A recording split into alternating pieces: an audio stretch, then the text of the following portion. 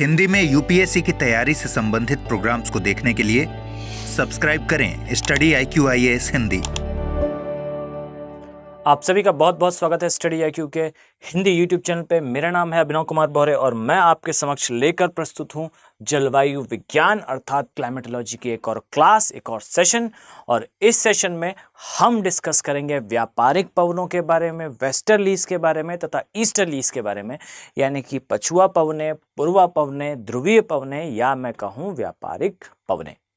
इनका आज डिस्कशन करके हम ट्राई करेंगे कि आज के ही इस वीडियो में से एंड करें तथा नेक्स्ट क्लास से हम लोकल विंड अर्थात स्थानीय पवनों के बारे में अध्ययन प्रारंभ करेंगे। क्लियर है बच्चों? आई थिंक आप सभी को क्लाइमेटोलॉजी की क्लासेस बेहतर तरीके से समझ में आ रही होंगी। Before I use to start, एक बहुत ही इंपॉर्टेंट अनाउंसमेंट है। मेक श्योर स्टडी IQ आप सभी हिंदी मीडियम के स्टूडेंट्स के लिए लेकर आया है P2I बैचेस अर्थात प्रीलिम्स टू इंटरव्यू के बैचेस। और ये बैच इवनिंग बैच है जो शाम 22 जुलाई, ये डेट मेंशन है बच्चों, फाइन 2024 के बैच को टारगेट करेगा तथा let me clear that 22 of July को इवनिंग 6 PM से ये बैचेस जो है वो स्टार्ट हो रहे हैं। और आप सभी हिंदी मीडियम के स्टूडेंट्स के लिए गोल्डन अपॉर्चुनिटी है, आप इसे प्रिवेल करें, इसका पार्ट बने तथा अपनी सफलता को इंश्योर करें।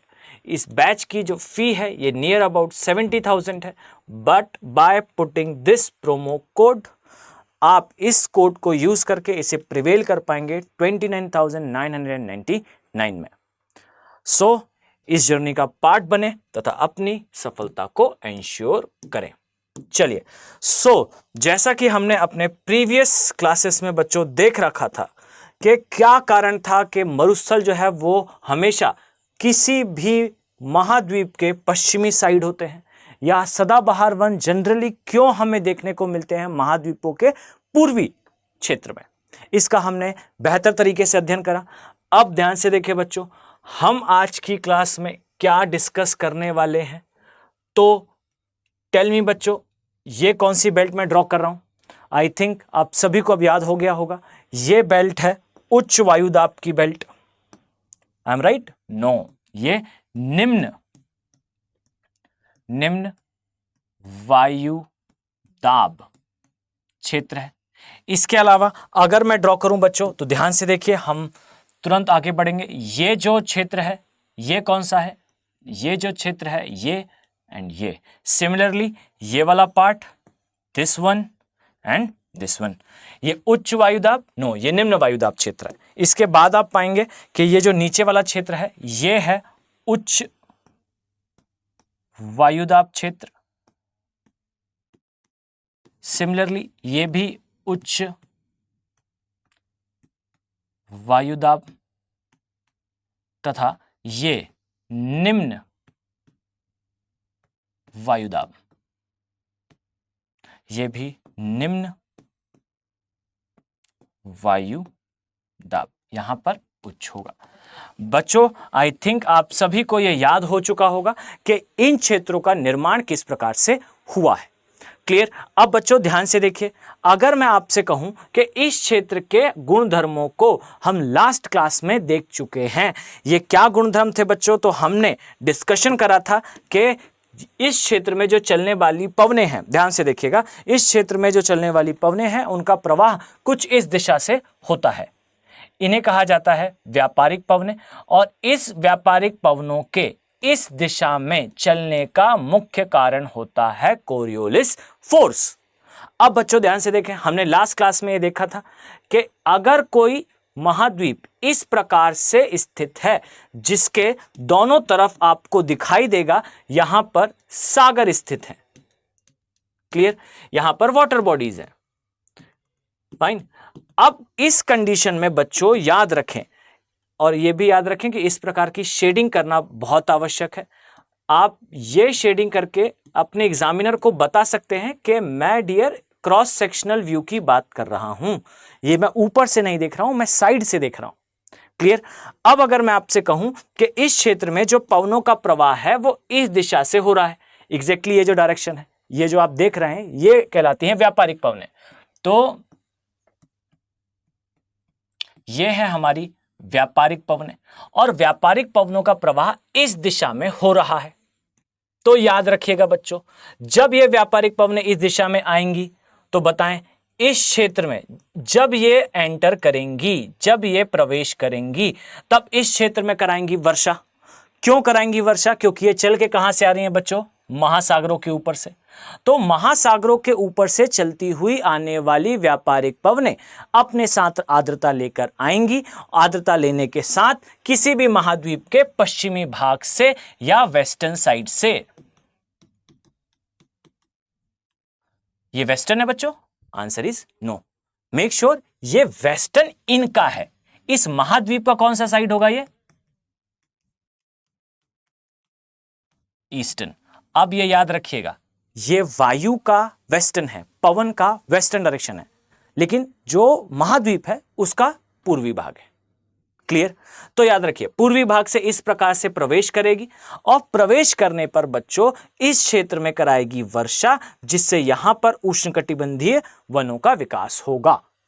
क्लियर? जब इसी प्रकार से यहां जाएगी तो यहां पर उष्णकटिबंधीय घास के मैदानों का विकास होगा। एंड जब ये लास्ट में यहां से निकलेगी तब यहां पर बच्चों इसके पास बारिश कराने के लिए कोई आर्द्रता शेष नहीं रह जाएगी और इस कंडीशन पे यहां पर मरुस्थलों का निर्माण होगा। और याद रखिए, यही कारण है कि महाद्वीपों के पश्चिमी भाग में विश्व के सारे बड़े मरुस्थल स्थित होते हैं। क्लियर? तो हमने ये देखा व्यापारिक पवनों के बारे में कि किस प्रकार से व्यापारिक पवनें किसी क्षेत्र के वायुमंडलीय या किसी क्षेत्र के ज्योग्राफिकल जो गुणधर्म है उसको परिवर्तित करती है या मॉडिफाई करती है। क्लियर? अब हम आज की क्लास में अदर जो क्षेत्र हैं, यानी कि हमारा उष्णकटिबंधीय क्षेत्र, इसके बारे में हमने देख लिया।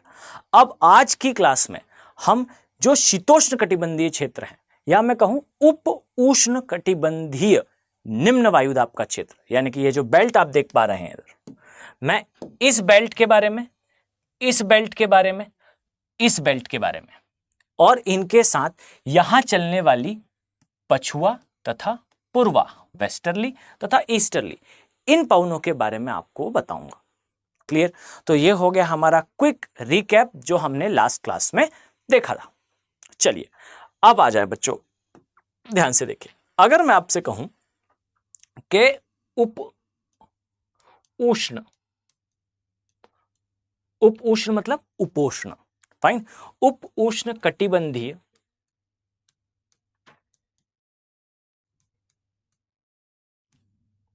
क्षेत्र के बारे में आप क्या जानते हैं?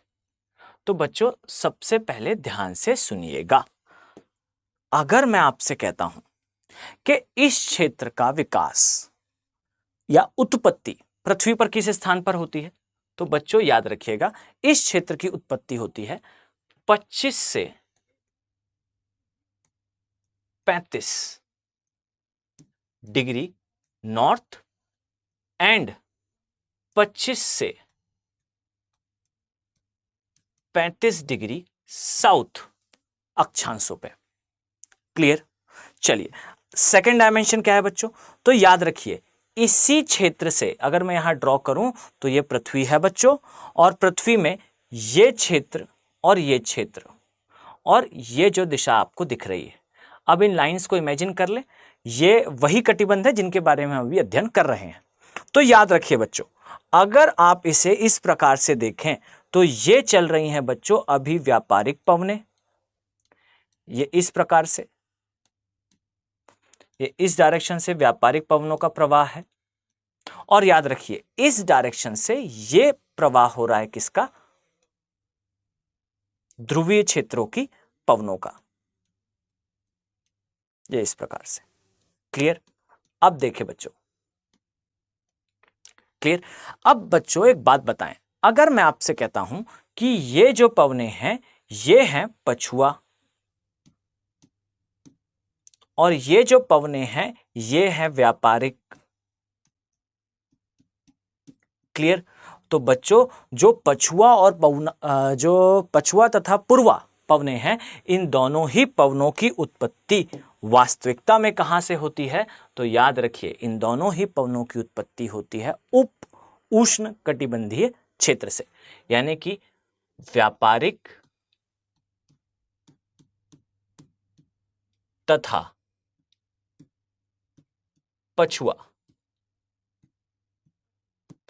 इन दोनों ही पवनों की उत्पत्ति होती है उप उष्ण कटिबंधीय क्षेत्र से। क्लियर? अब बच्चों मेरे एक प्रश्न का उत्तर दें। क्या इस क्षेत्र में पवनों का प्रवाह, जैसा मैंने लास्ट क्लास में कहा था, मुझे प्रश्न का उत्तर दे बच्चों, इस क्षेत्र में पवनों का प्रवाह ऊपर से नीचे की ओर हो रहा है या फिर नीचे से ऊपर की ओर हो रहा है?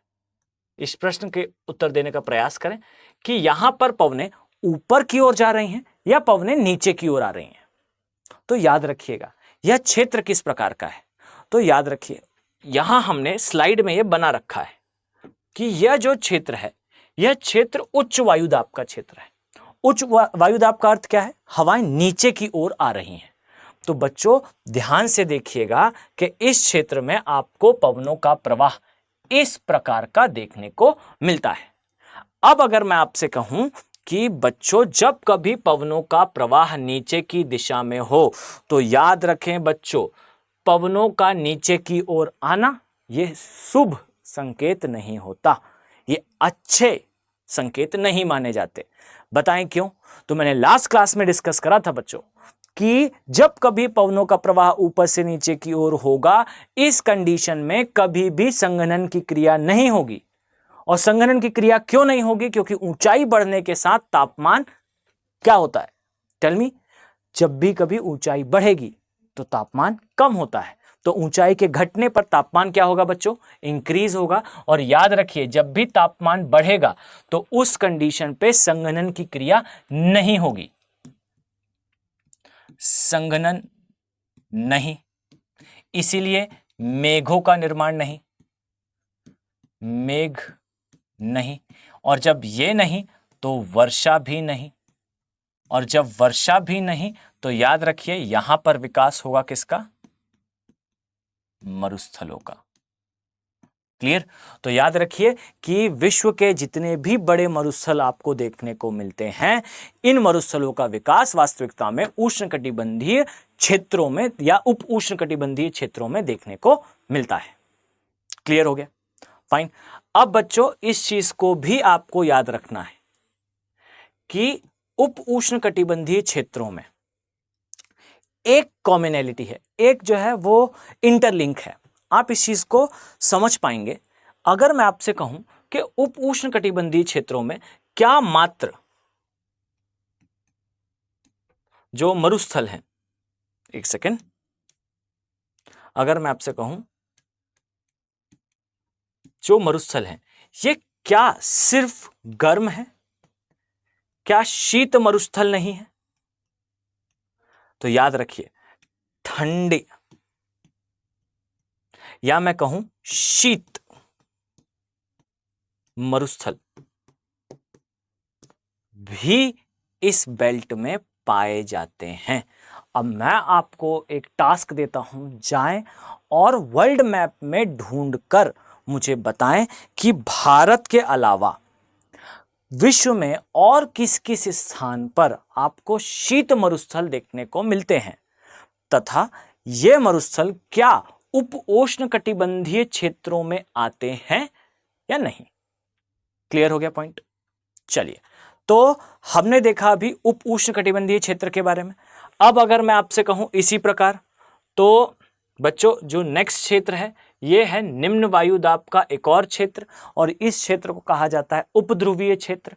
तो ध्यान से देखिए, अब हम उपध्रुवीय क्षेत्र के बारे में देखेंगे। तो अगर मैं आपसे कहूं कि यह क्षेत्र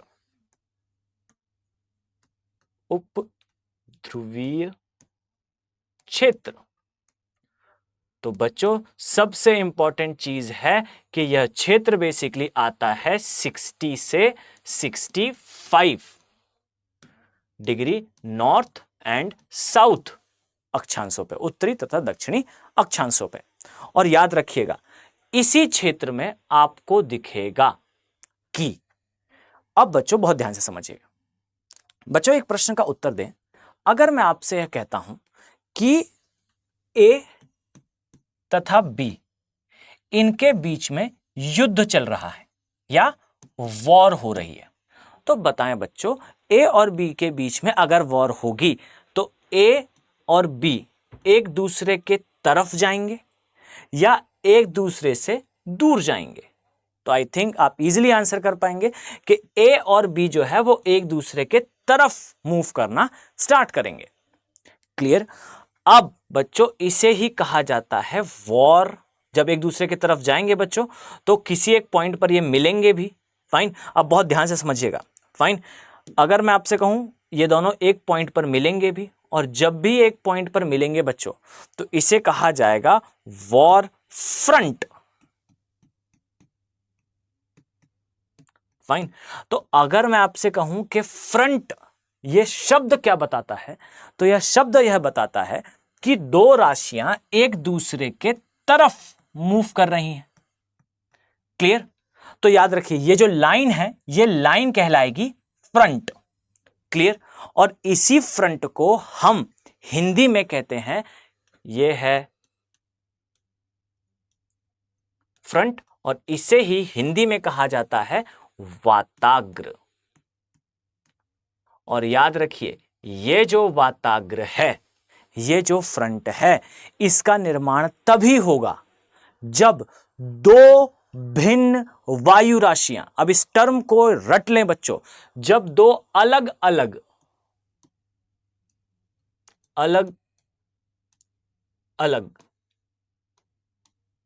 वायु राशियां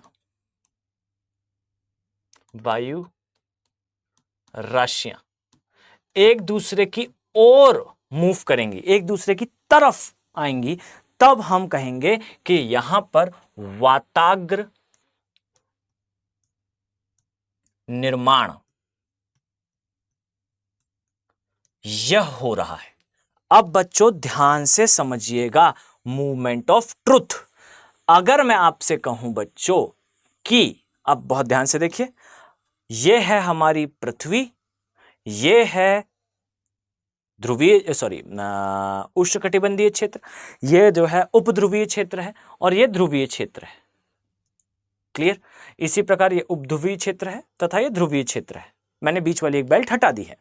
फाइन, तो बच्चों यहां पर आपको दिखेगा, चलिए इसको हम यहां एक ड्रॉ कर लेते हैं ताकि आपको कंफ्यूजन ना हो। क्लियर? तो यहां पर आपको दिखेगा कि, अब देखिए बच्चों, ये जो क्षेत्र है यहां से चलती हुई आ रही हैं बच्चों ध्रुवीय पवनें, इस प्रकार से। अभी डायरेक्शन पे ध्यान ना दें आप। फाइन, ये इस प्रकार से। क्लियर? और अभी इस क्षेत्र से यहां से भी चलती हुई आ रही हैं पवनें, इन्हें कहा हमने अभी कुछ ही देर पहले पछुआ पवनें। क्लियर? अब देखिए बच्चों यहां से व्यापारिक पवनें जा रही हैं, ये व्यापारिक पवनें जा रही हैं बच्चों। फाइन, ये इस प्रकार से व्यापारिक पवनों का प्रवाह है, और इस प्रकार से पछुआ पवनों का प्रवाह है। बहुत ध्यान से देखिएगा। फाइन, तो आप यहां इस लाइन पर पाएंगे कि, अब बहुत ध्यान से देखिए, यहां से आने वाली ये जो पवन है इसे कहा जाता है ध्रुवीय पवन। ये, अब मुझे बताएं बच्चों, जो ध्रुवीय पवनें होंगी, इन ध्रुवीय पवनों का तापमान कैसा होगा? तापमान होगा बच्चों अत्यधिक कम। फाइन, अब तापमान अत्यधिक कम होगा तो बच्चों इस कंडीशन पे ये जो पवनें हैं ये कैसी होंगी बच्चों? भारी होंगी। क्लियर? और बच्चों ये जो पवनें हैं, ये जो यहां से आ रही हैं, फाइन, ये पवनें हैं वास्तविकता में पछुआ पवनें।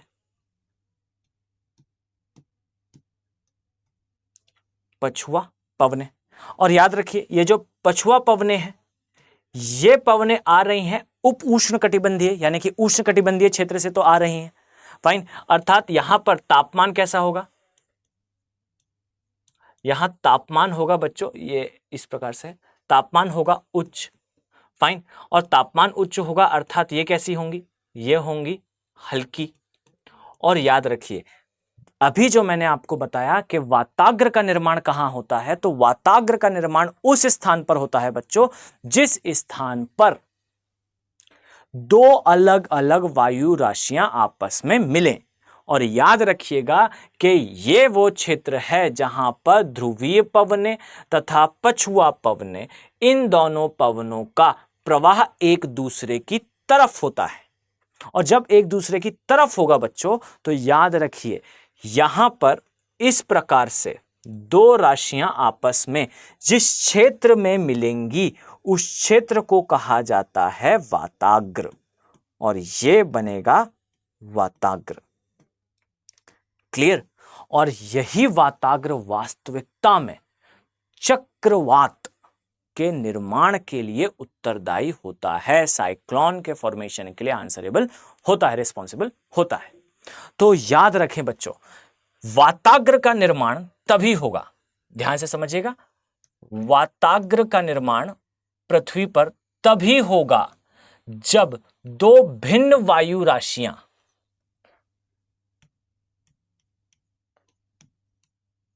फाइन, एक वायु राशि मान लीजिए यह वायु राशि गर्म है तथा दूसरी वायु राशि यदि ये शीतल है, तभी होगा जब एक गर्म और एक ठंडी वायु राशि एक दूसरे की तरफ जाए, यानी कि गर्म वायु राशियां तथा ठंडी वायु राशियां अगर एक दूसरे की तरफ जाती हैं बच्चों, तब ही वाताग्र का निर्माण होगा। और याद रखिए यही वाताग्र वास्तविकता में उत्तरदायी होता है चक्रवात के निर्माण के लिए। तो याद रखें बच्चों, चक्रवात का निर्माण उस ही क्षेत्र में आपको देखने को मिलेगा जहां पे वाताग्रों का निर्माण होता है। और बच्चों आंसर करने का प्रयास करें कि अगर मैं आपसे कहूं इस डायग्राम में आपको कहीं पर भी दो भिन्न वायु राशियां एक दूसरे की तरफ आती हुई दिख रही हैं क्या? अगर मैं आपसे कहूं तो बच्चों ये जो वायु राशि आ रही है, ध्यान से देखिएगा, ये वायु राशि वास्तविकता में एक दूसरे की तरफ तो आ रही हैं, परंतु इन दोनों ही वायु राशियों का नेचर अर्थात प्रकृति समान है। दोनों ही उष्णकटिबंधीय क्षेत्रों से ही आ रही हैं तथा इनकी जो प्रकृति है वो एक जैसी है। क्लियर? अब अगर मैं आपसे कहूं कि इस क्षेत्र को देखें तो यहां पर दो वायु राशियां एक दूसरे की तरफ ही नहीं जा रही, ये एक दूसरे से दूर जा रही हैं, यानी कि इनमें कहीं पर भी एक दूसरे की ओर प्रवाह देखने को नहीं मिलता। अब देखें बच्चों, जब आप इस क्षेत्र को देखेंगे तब आप पाएंगे कि यहां पर इस प्रकार का प्रवाह है और यहां पर इस प्रकार का प्रवाह है। यहां की पवनें ध्रुवीय हैं, यहां की पवनें उष्ण हैं तथा ध्रुवीय पवनें ठंडी हैं, और उष्ण पवनों जो उष्ण कटिबंधीय क्षेत्र से आने वाली पवनें हैं ये गर्म हैं। अर्थात दो भिन्न वायु राशियां एक स्थान पर मिलती हैं। वो क्षेत्र कौन सा है बच्चों? तो याद रखिए वो क्षेत्र है उपध्रुवीय क्षेत्र, और यही कारण है कि आपको देखने को मिलेंगे इस क्षेत्र में बहुत सारे चक्रवात। और याद रखिएगा बच्चों, ये चक्रवातीय क्षेत्र आपको जनरली दिखाई देते हैं 60 से 65 नॉर्थ एंड साउथ देशांतर अक्षांश पर। क्लियर? तो बच्चों याद रखिए इन्हीं क्षेत्रों में चक्रवातों का निर्माण होगा। अब इसके अलावा अब आपके दिमाग में प्रश्न आ रहे होंगे कि सर चक्रवात तो हमारे जो बे ऑफ बंगाल है या बंगाल की खाड़ी है यहां पर भी इसका निर्माण होता है, या फिर चक्रवात बहुत सारे अदर क्षेत्रों में भी आते हैं। तो याद रखिए बच्चों कि जिस चैप्टर में हम चक्रवात के बारे में अध्ययन करेंगे, तो आप अभी जिसे चक्रवात समझ रहे हैं, वायु का एक भंवर चक्रवात नहीं कहलाता। अगर मैं आपसे कहूं कि एक चक्रवात का साइज कितना होता है, तो याद रखिए बहुत बड़े साइज के होते हैं। हम जिस चक्रवात को समझ रहे हैं यानी कि जो बंगाल की खाड़ी में आने वाले चक्रवात हैं, ये उष्णकटिबंधीय चक्रवात हैं। और ये जो चक्रवात हैं बच्चों, ये चक्रवात हैं शीतोष्ण कटिबंधीय चक्रवात। शीतोष्ण कटिबंधीय चक्रवात। क्लियर? तो याद रखिए, शीतोष्ण कटिबंधीय चक्रवात हर बार वहीं निर्मित होंगे जहां वाताग्र होगा। फाइन। तो याद रखिए कि पृथ्वी में हर क्षेत्र में आपको चक्रवात देखने को नहीं मिलेंगे। क्लियर? आपको 60 से 65 डिग्री की बेल्ट के आसपास ही घूमते हुए दिखाई देंगे शीतोष्ण कटिबंधीय चक्रवात। क्लियर? तो हमने क्या देखा बच्चों? तो हमने अभी तक देख लिया कि किस प्रकार से इस क्षेत्र में सदाबहार वन है, किस प्रकार से इस क्षेत्रों में आपको दिखाई देंगे बहुत सारे मरुस्थल, और किस प्रकार से इस क्षेत्र में आपको दिखाई देंगे बहुत सारे चक्रवात। क्लियर? अब हम लास्ट डायमेंशन में जाने वाले हैं, अर्थात यहां हमें मिलेगा ध्रुवीय क्षेत्र। तो बच्चों ध्यान से देखें, जो ध्रुवीय क्षेत्र हैं इसके लिए सबसे इंपॉर्टेंट डायमेंशन कि यहां पर आपको स्नो और आइस, जिसे हम कलेक्टिवली हिंदी में हिम बोलते हैं, इसका कवर दिखेगा। और यह कवर हमेशा साल भर दिखाई देगा। यानी कि यहां पर जो आइस है या स्नो है, ये कभी मेल्ट होती हुई नहीं दिखेगी। अब मैं यहां पर आपको एक इंफॉर्मेशन देता हूं। याद रखिए कि इन क्षेत्रों में सामान्यतः जो वनस्पति हैं,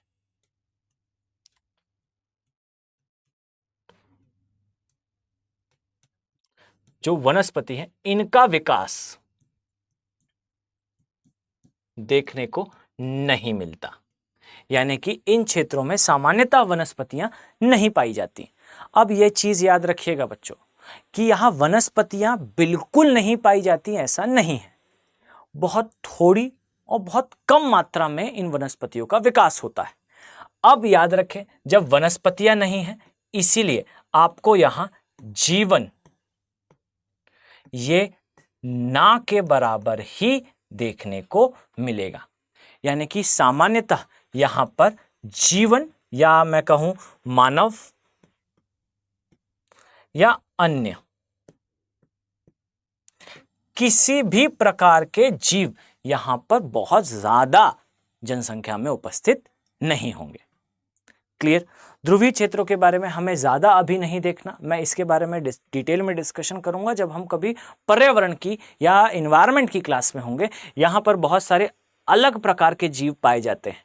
जैसे अगर मैं आपसे एक प्रश्न करूं और आप ट्राई करें कि आप इसका उत्तर दें कि क्या कारण है कि ध्रुवीय क्षेत्र में रहने वाला जो ध्रुवीय भालू है, फाइन, पोलार बेर है, ये पेंगुइन नहीं खाता। फाइन। यानी कि जो पेंगुइन्स हैं उनको हंट नहीं करते पोलार बेर, ध्रुवीय भालू। क्लियर? आप प्रयास करें इस ट्रिकी क्वेश्चन को आंसर करने का, और फिर मैं आपको नेक्स्ट वीडियो में इसके बारे में बताऊंगा कि वास्तविकता में क्यों पोलार बेर पेंगुइन्स की हंटिंग नहीं करते या शिकार नहीं करते। क्लियर? तो हमें ज्यादा नहीं जानना इस बेल्ट के बारे में क्लाइमेटोलॉजी में, बाकी जब हम एनवायरनमेंट देखेंगे तब इसके बारे में डिटेल में डिस्कशन करेंगे। तो बच्चों हमने देखा कि किन क्षेत्रों में किस प्रकार की जलवायु उपस्थित है। अब हम देखने वाले हैं कि किस प्रकार से, फाइन ध्यान से देखिएगा, किस प्रकार से हम व्यापारिक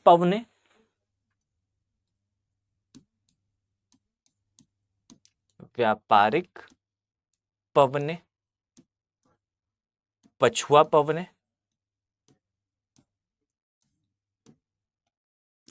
तथा ध्रुवीय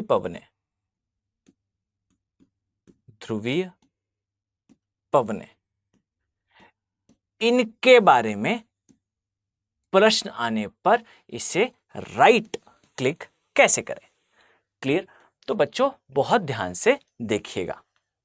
ठीक है, देखिए जो व्यापारिक पवनें हैं, व्यापारिक पवनें किसी भी क्षेत्र में जब प्रवेश करती हैं तो वहां पर मरुस्थल, सदाबहार तथा घास के मैदान, इनका निर्माण करती है बच्चों। फाइन। अब इसी प्रकार के कुछ कार्य पछुआ पवनें भी करती हैं और कुछ इस प्रकार के कार्य आपको पूर्वा पवनें या फिर ध्रुवीय पवनें करती हुई भी दिखेंगी। क्लियर? तो बच्चों ये मैंने एक टेबल बनाई है। Is it not possible for me, ये मेरे लिए संभव नहीं है कि मैं इसी प्रकार की टेबल यहां पर प्लॉट कर दूं। फाइन। लेकिन जो भी मैं अभी आपको आगे बताने वाला हूं, इसे आप टेबल के फॉर्म में इसी प्रकार अपनी कॉपी पर शॉर्ट नोट के रूप में जरूर बना लें।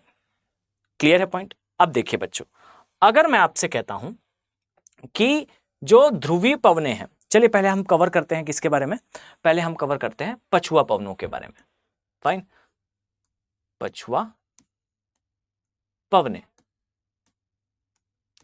अगर मैं आपसे कहूं बच्चों कि पछुआ पवनें, इनका इंग्लिश में नाम होता है वेस्टर्ली।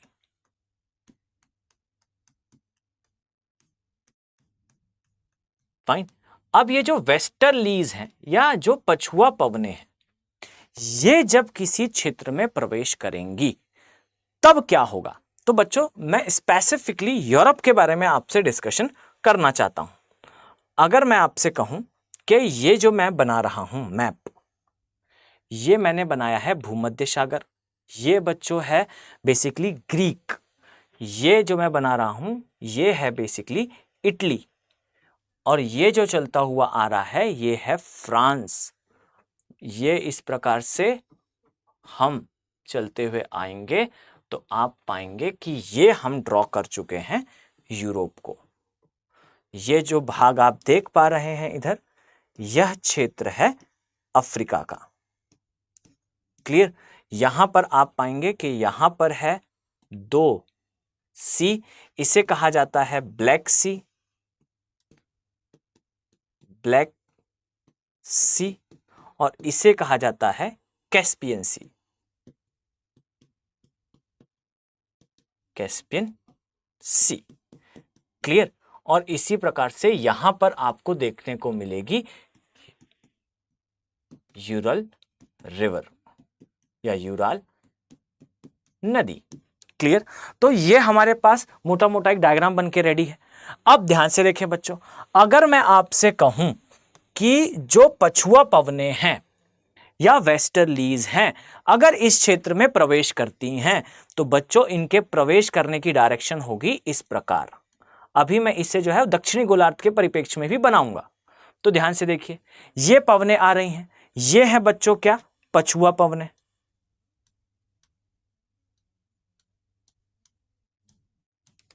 अब ये जो पवनें हमने देखी, इन पवनों के कारण अब देखिए होगा क्या, कि क्या कारण है, मेरे एक प्रश्न का उत्तर देने का प्रयास करें कि क्या कारण है जब हम इंडिया में 2002 से 2015-20 तक की मूवीज को देखें तो सभी मूवीज की जो शूटिंग है ये हो रही होती है स्विट्जरलैंड में। फाइन। अगर आप अपने दोस्त से पूछने का प्रयास करें या किसी से पूछें कि डियर आप कहां घूमने जाना चाहते हो, तो उनका पहला उत्तर होगा कि हम घूमने जाना चाहते हैं यूरोप में। फाइन। अब मुझे बताएं बच्चों कि क्यों हम यूरोप घूमने जाना चाहते हैं। फाइन। तो याद रखिए इसका सबसे बड़ा कारण है यूरोप का जो क्लाइमेट या जलवायु, ये हमारे लिए बहुत ज्यादा क्या है? कंफर्टेबल है। क्यों कंफर्टेबल है? तो बच्चों देखिए, हम यानी कि मानव जो है वो गर्म रक्त के जीव है, यानी कि सामान्यतः हमारा बॉडी का टेम्परेचर हाई होता ही है, हम सरीसृप नहीं है। फाइन। जब हम सरीसृप नहीं है बच्चों, फाइन, तब के केस में अगर मैं आपसे कहूं कि हमें कंफर्टेबल फीलिंग कब आएगी, हमें कंफर्टेबल फीलिंग तब आएगी जब तापमान थोड़ा कम हो। लेकिन बच्चों हम थिक फर वाले, यानी कि हमारी बॉडी के ऊपर थिक फर नहीं है, एक मोटी चमड़ी नहीं है या फिर एक कवरिंग नहीं है, तो हमें ज्यादा कम टेम्परेचर भी नहीं चलेगा। फाइन।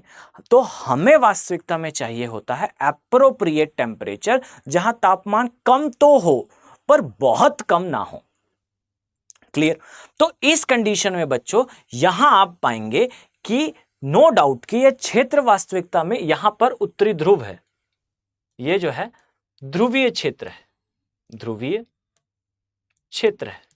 तो नो डाउट बच्चों कि ये यूरोप ध्रुवीय क्षेत्रों के बहुत पास है, परंतु ये जो वेस्टर्लीज हैं, ये वेस्टर्लीज या ये पछुआ पवनें अपने साथ जो महासागर हैं, इन महासागरों के द्वारा उत्सर्जित आर्द्रता या नमी लेकर इस क्षेत्र में प्रवेश करती हैं। तो जिस समय ध्रुवीय क्षेत्रों के कारण जब यहां पर शीत ऋतु आती, शीत ऋतु का आगमन होता और यह क्षेत्र बिल्कुल ठंडा हो जाता, उसी समय ये जो वेस्टर्लीज हैं या ये जो पछुआ पवनें हैं, ये यहां प्रवेश करके बच्चों यहां का तापमान बढ़ा देती हैं। नो डाउट कि यहां वर्षा भी करा देती है, परंतु शीत ऋतु में जब यूरोप बहुत ज्यादा ठंडा हो जाता, पछुआ पवनें यूरोप में प्रवेश करके तापमान थोड़ा बढ़ा देती हैं तथा वर्षा भी करा देती हैं। तब की कंडीशन में यूरोप में तापमान कम तो है बच्चों, परंतु ये तापमान हमारे लिए बहुत कंफर्टेबल है। क्यों? क्योंकि ध्रुवों से आने वाली ठंडी पवनों की जो कड़कड़ाती हुई ठंड है, उसको एक कोजी ठंड में, एक ऐसी ठंड में जहां पर आप पाएंगे कि कंफर्टेबल ब्रीदिंग होगी, उस ठंड में परिवर्तित कर देती है। क्लियर? तो बच्चों ध्यान से देखिए, शीत ऋतु में टेम्परेचर ठीक कर दिया, और जब बच्चों गर्मी आएगी यानी कि जब ग्रीष्म ऋतु होगी, ग्रीष्म ऋतु होगी, तो बच्चों इस कंडीशन में होगा ये कि ये पवनें जब इस प्रकार से अंदर आएंगी तो महासागरों से चल के आने पर, तो आप सभी को पता होगा कि दिन के समय जो है वो स्थलखंड ज्यादा गर्म और जो पानी वाला या महासागरीय क्षेत्र होता है वो ठंडा होता है। तो बिल्कुल यही चीज होगी कि ग्रीष्म ऋतु के समय ये चलने वाली व्यापारिक पवनें यहाँ का जो तापमान बहुत अधिक हो जाता उसको कम कर देती हैं। फाइन। तो जो टूरिस्ट हैं, जो लोग घूमने जाते हैं, उनके लिए यह क्षेत्र काफी अच्छा और सुगम होता है, क्योंकि ना ही यहाँ पर ठंड के समय बहुत ज्यादा ठंड पड़ेगी और ना ही गर्मी के समय बहुत ज्यादा गर्मी। लेकिन बच्चों ये कहानी सिर्फ कहां तक की है, तो बहुत ध्यान से समझिएगा कि यह कहानी सिर्फ यूरोप के पश्चिमी भाग तक की है। फाइन। यानी कि ये जो हमने समझा है, यह कहानी सिर्फ इतने क्षेत्र की है। जस्ट अ सेकेंड बच्चों, यह कहानी मात्र इतने क्षेत्र की है जहां तक इन पवनों का डायरेक्ट प्रभाव रहता है। क्लियर? यूरोप का जो पूर्वी भाग है, फाइन, यानी कि ये जो क्षेत्र मैं आपको अब ड्रॉ करने वाला हूं, इस क्षेत्र में आपको बहुत ज्यादा डार्क विंटर्स देखने को मिलेंगे, बहुत ज्यादा कठोर ठंडी देखने को मिलेगी। क्यों? क्योंकि व्यापारिक पवनों का ये जो प्रभाव है, ये प्रभाव यहां आते आते धीरे धीरे करके मध्यम हो जाता है। क्लियर? तो याद रखिए कि जो पछुआ पवनें हैं, जस्ट अ सेकेंड, जो पछुआ पवनें हैं इनके लिए पवनें हैं, इनके लिए स्टेटमेंट है कि यह यूरोप में क्या करती हैं, तो यूरोप में ये पश्चिमी भाग को, पश्चिमी भाग में, एक सेकेंड, पश्चिमी क्षेत्र में ये शीत, जैसे शीत प्लस ग्रीष्म, इन दोनों ही ऋतुओं को सकारात्मक रूप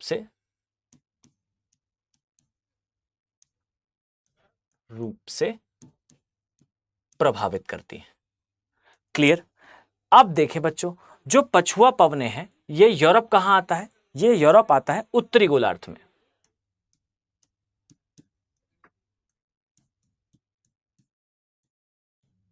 फाइन। अब अगर मैं कहूं कि इसी प्रकार ये जो पछुआ पवनें हैं वो दक्षिणी गोलार्ध में क्या प्रभाव करती हैं, तो बच्चों ध्यान से समझिएगा। दक्षिणी गोलार्ध के केस में पछुआ पवनें ज्यादा स्थल खंडों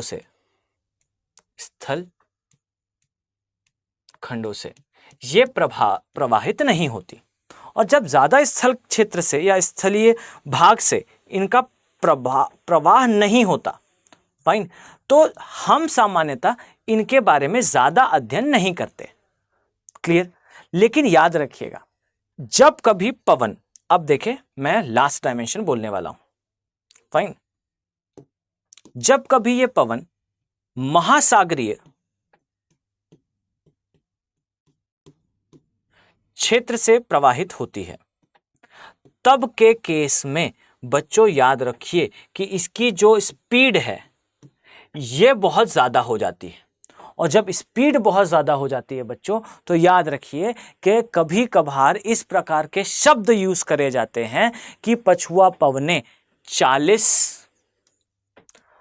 50 तथा 60 डिग्री के अक्षांशों पर कुछ आवाजें निकालती हुई चलती हैं। फाइन। इसलिए कई बार इसे जो है गरजते 40 कहा जाता है, प्रचंड 50 कहा जाता है, या चीखते 60 कहा जाता है। फाइन।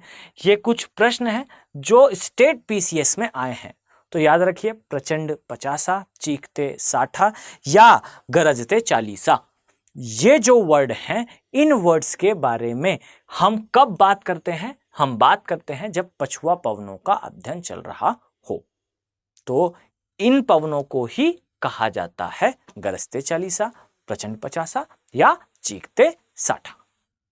क्लियर हो गया पॉइंट बच्चों?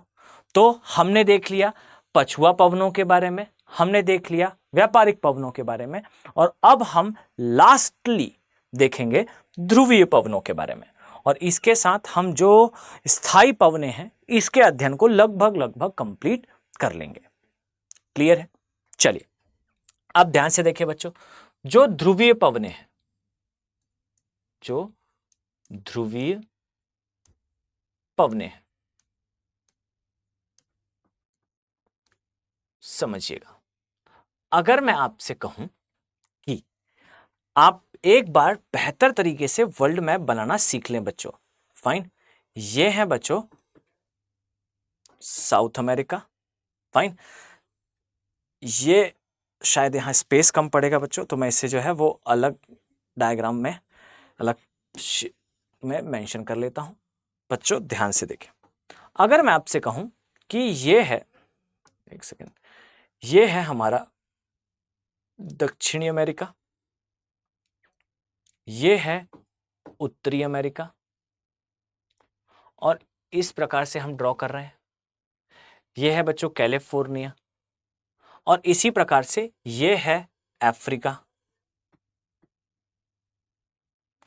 ये है अरब का प्रायद्वीप, ये है हमारा ग्रेट इंडिया, ये है दुष्ट चाइना का क्षेत्र, कोरियन पेनिनसुला, और ये हमारे मित्र रशिया का क्षेत्र, ये है विश्व के सबसे बड़े स्मगलर्स अर्थात यूरोपियंस का एरिया, और इस प्रकार से चलते हुए हम आ जाते हैं ऑस्ट्रेलिया तक।